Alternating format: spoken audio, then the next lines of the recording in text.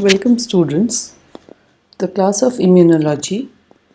The topic for today is hematopoiesis.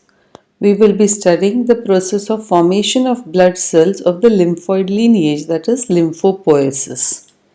After this lecture, the student should be able to define lymphopoiesis, should be able to name the cells of the lymphoid lineage, as well as explain the subtypes of T lymphocytes and their functions in the immune response. So let us start with the process of lymphopoiesis. The process of lymphopoiesis can be defined as the formation of cells of the lymphoid lineage. The lymphoid lineage includes the cells, that is the B lymphocytes, the T lymphocytes, the natural killer cells, also called as the null cells, and the dendritic cells. So the process of formation of all the cells of lymphoid lineage is referred to as lymphopoiesis. The process of lymphopoiesis starts with the hematopoietic stem cell, which is a pluripotent stem cell, also called as a multipotent stem cell, which has an ability of self-renewal. The large number of these HSCs, that is the stem cells, are produced within the bone marrow. These stem cells or the hematoblasts differentiate into the common lymphoid progenitor cell, which is committed to produce the cells of the lymphoid lineage and cannot revert back and produce the cells of the myeloid lineage. This differentiation of hematoblast into the common lymphoid progenitor cell requires the presence of certain cytokines like interleukin 7, interleukin 2 and interleukin 12 to produce the progenitor cell. This progenitor cell, in presence of interleukin 7, gets differentiated into the CFUL, that is the colony forming unit that is responsible for the formation of the lymphocytes. This CFUL further differentiates into the lymphoblast, and the lymphoblast gets differentiated into the prolymphocytes. These prolymphocytes may either differentiate into a small lymphocyte or may differentiate into the large lymphocyte. If it differentiates into the small lymphocyte, this small lymphocyte further may give rise to either a B cell, which is responsible for the humoral immune response, or the small lymphocyte may give rise to a T cell, which usually mediates the cell-mediated immune response. So the small lymphocyte, in presence of interleukin 2, interleukin 3 and interleukin 7, differentiates into a B lymphocyte, generally called as the B cell. This B cell is a cell which in presence of an antigen differentiates into a plasma cell which has an ability to secrete the antibodies. And if the B cell gets activated, leads to the formation of plasma cells producing the antibody, the response is referred to as the humoral immune response.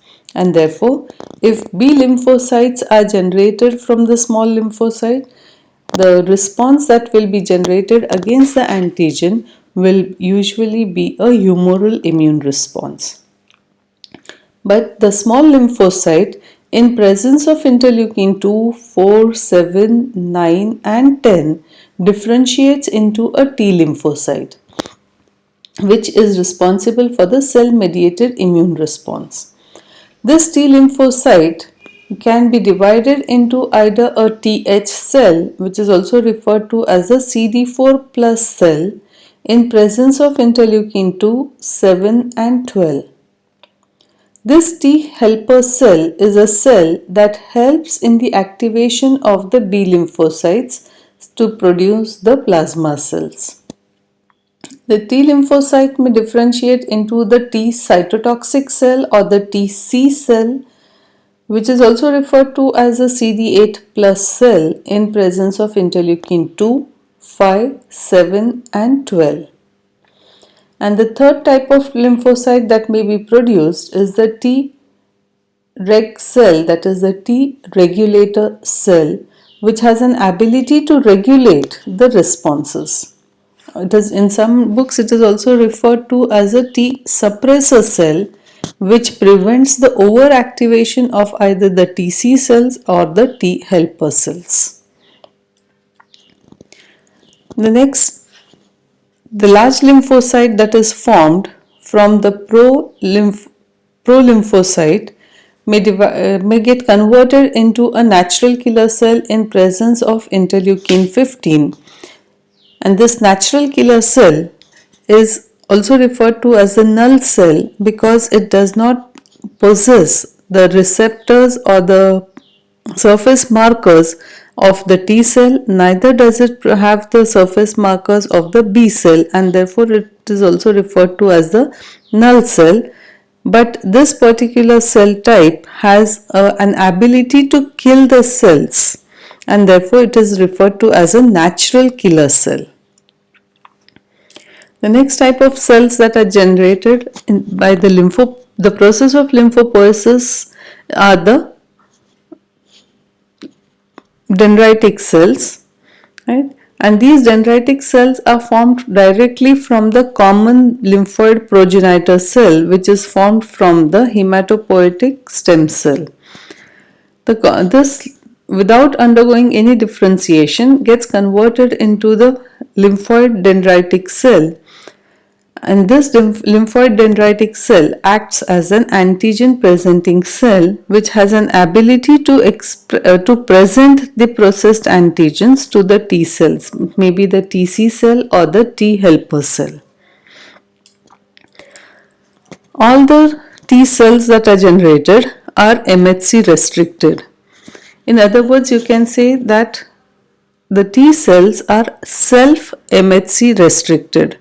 That means for the activation of the T cell, it is necessary that the antigen should be presented in a proper way to the T cell with the self-MHC molecules.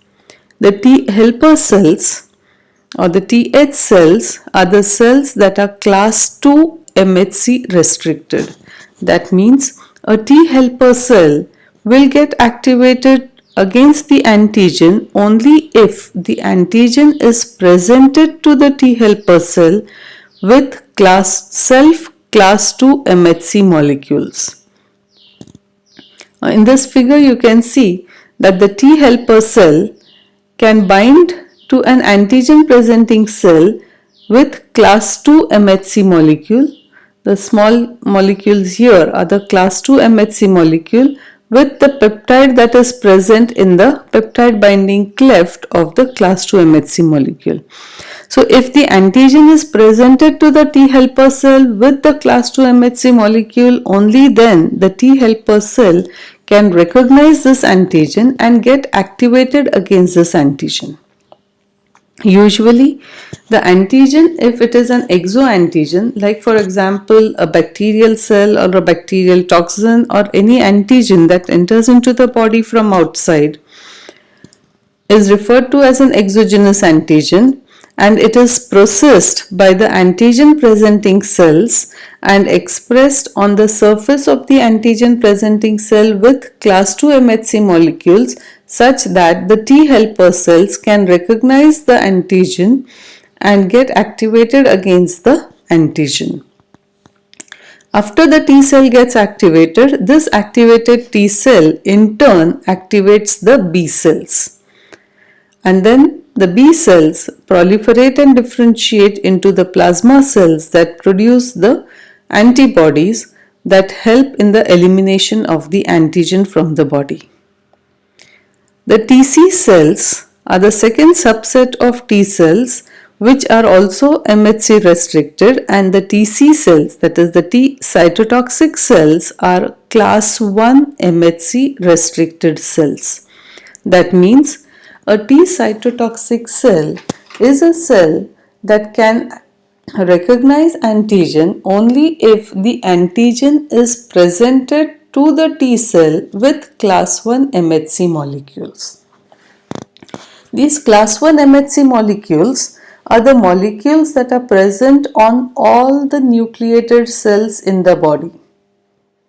All the cells in the body express the class 1 MHC molecules, and therefore TC cells can be activated in response to the antigen that is presented with class 1 MHC molecule.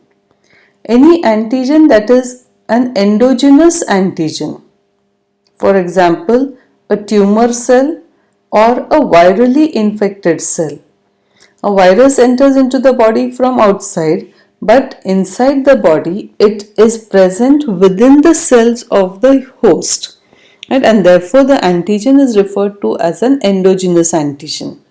Right? A tumor cell is a cell that has undergone certain mutations and express different antigens than the normal host cells, and therefore the tumor cells or the virally infected cells are referred to as the altered self cells, and these altered self cells are the target cells for the activated TC cells. Right? So a TC cell is a cell class 1 MHC restricted cell, that is a TC cell can accept or get activated in response to the antigen when the antigen is expressed on the surface of the target cell with class 1 MHC molecule. A TC cell will not get activated in response to the antigen if the antigen is presented with class 2 MHC molecule, or vice versa. That is, the T helper cell will not get activated in response to the antigen that is presented with class 1 MHC molecule, and therefore it is said that the T cells are self MHC restricted. That is, unless the host cell itself presents the antigen with an appropriate MHC molecule to the T cell will not be activated. The T cells are self-MHC restricted. The T cells can be divided into two subsets, the T helper cells and the TC cells. T helper cells can be further divided into two subtypes, that is the Th1 subtype and the Th2 subtype. Th1 subtype of cells is the cells that secrete interleukin 2, the interferon gamma, and the tumor necrosis factor beta. The cytokines that are secreted by the T helper cells are the cytokines that help in the activation of the TC cell such that the TC cell gets differentiated into the cytotoxic T lymphocyte. The cytokines also help in the activation of the B cell and the switching of the class of antibody that is produced to the IgG class, which has an ability to activate the complement cascade. In addition, it also activates the macrophages. Activated macrophages show enhanced phagocytic activity and help in the elimination of the antigen. In addition, the cytokines of T helper cells type 1 also upregulate the expression of class 2 MHC molecules on the surface of the antigen presenting cells. A number of B cells can be activated, and they also participate in the induction of the inflammatory response, which is one of the response that helps to restrict the antigen at the site where the antigen enters into the body. The second type of T helper cell is the Th2 type of the T cells. The array of cytokines that are secreted by the Th2 cells differ from the cytokines that are secreted by the Th1 set. Th2 cells secrete interleukin 4, interleukin 5, interleukin 10 and interleukin 13, all of which help in the activation of the B cells. They also induce a class switch in the B cells to IgG2 class, which does not have an ability to activate the complement cascade. In addition, the cytokines secreted by Th2 subset also have an ability to activate the eosinophils, which are responsible for the elimination of the parasites that are present, mainly the helminths that are present in the body.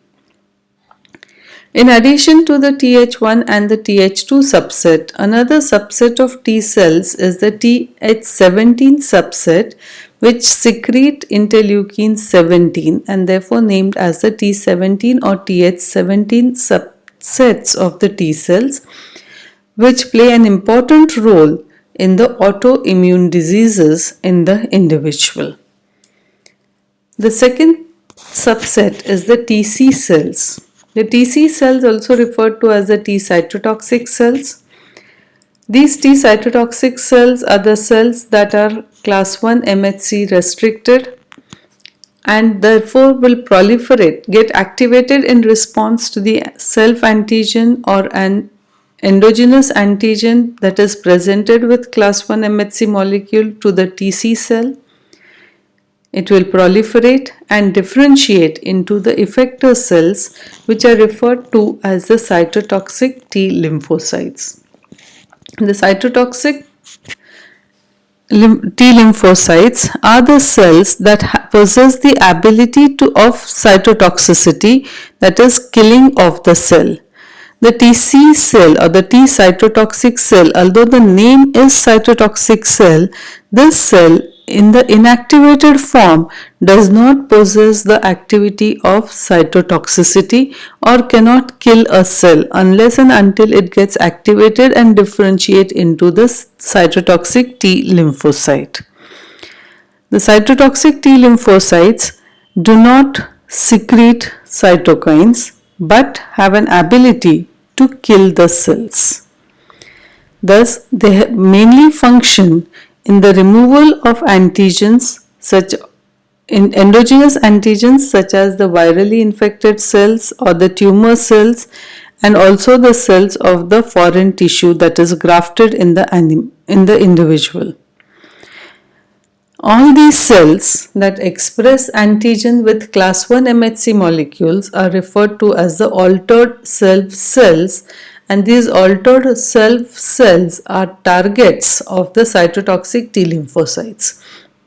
That means the cytotoxic T lymphocytes can only kill the altered self cells or the target cells without causing any harm to the normal host cells. These are some of the references that I have used for my lecture. Hope you have understood the lecture. Thank you.